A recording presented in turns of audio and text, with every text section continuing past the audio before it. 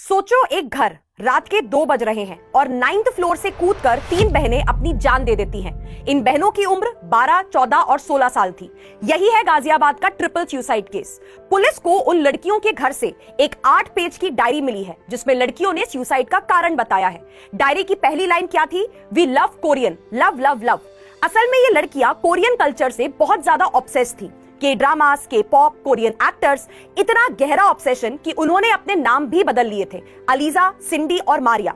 लड़कियों को लगता था कि घर में कोई उन्हें या उनके कोरियन कल्चर को समझता ही नहीं है। डायरी में यह भी लिखा था कि आप हमसे हमारी कोरियन लाइफ छीनना चाहते हैं तो उससे बेटर तो मर जाना ही होगा।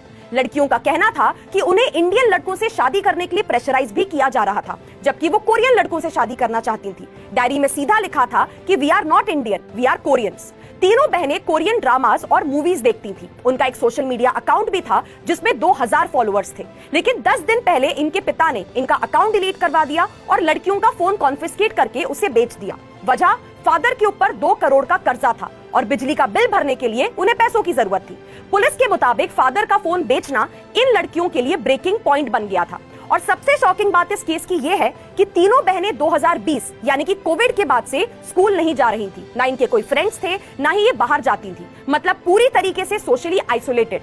इनके घर के फैमिली डायनामिक्स भी कुछ अजीब से थे। फादर ने मल्टीपल मैरिजेस की हुई थी और उनकी सभी वाइफ्स और सारे बच्चे एक ही घर के अंदर में रहते थे। मतलब घर का एनवायरनमेंट इमोशनली और मेंटली कॉम्प्लेक्स था।